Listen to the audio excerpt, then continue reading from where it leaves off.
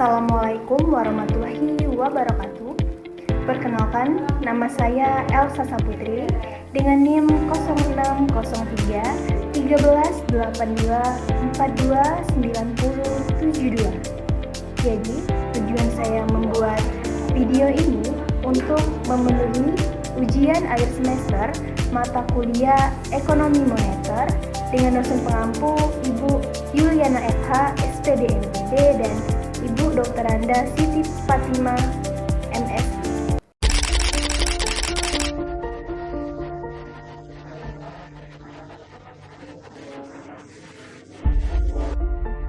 Rapat Dewan Gubernur Bank Indonesia pada 21 dan 22 April 2026 memutuskan.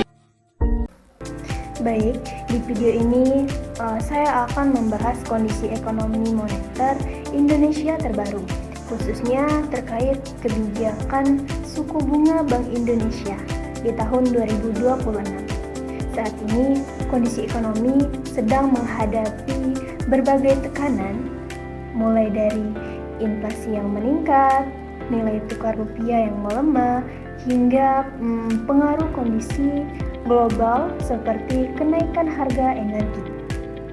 Dalam kondisi tersebut, Bank Indonesia lebih memilih untuk menahan suku bunga di angka 4,75%.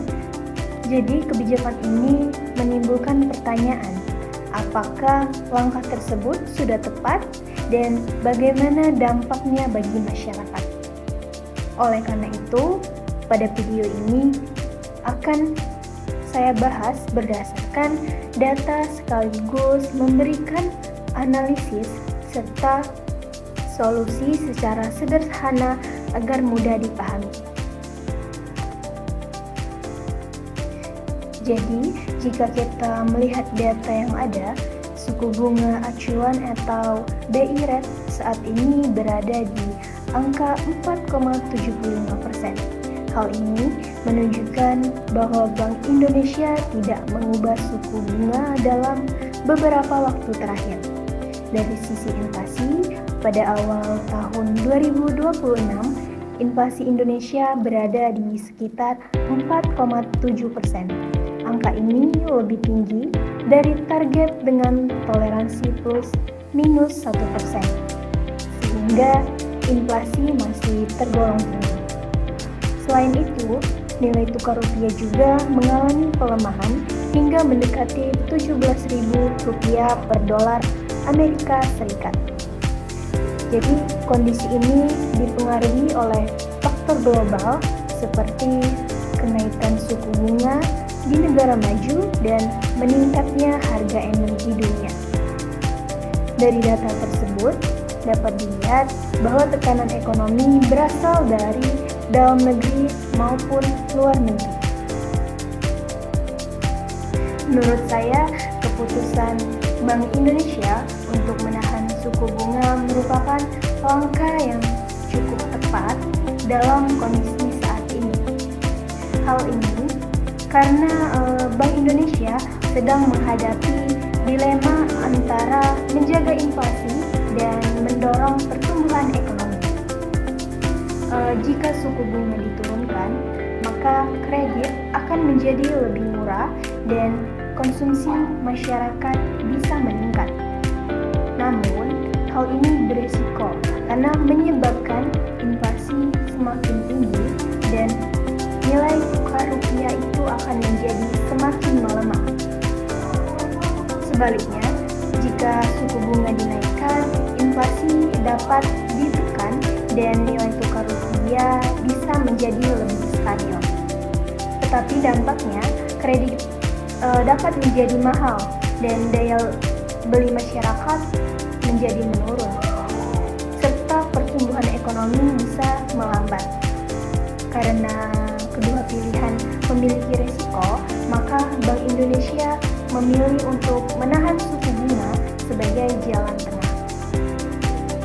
Kebijakan ini menunjukkan bahwa sikap hati-hati atau yang sering disebut sebagai strategi wait and see.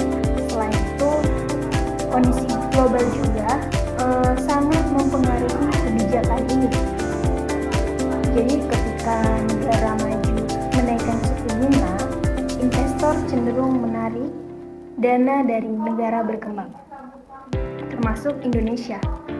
Hal ini menyebabkan rupiah itu menjadi melemah dan tekanan ekonomi menjadi. Kebijakan ini tentu memiliki dampak bagi masyarakat.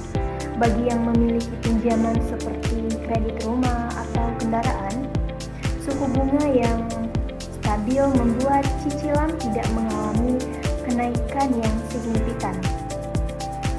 Bagi pelaku usaha, kondisi ini memberikan kepastian karena biaya pinjaman tidak berubah secara drastis.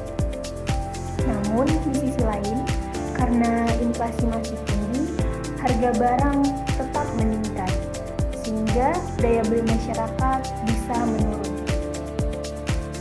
Selain itu, pelemahan rupiah juga membuat harga barang impor menjadi lebih mahal. Dengan demikian, masyarakat tetap merasakan tekanan ekonomi meskipun tidak terlalu berat dibandingkan jika suku bunga dinaikkan.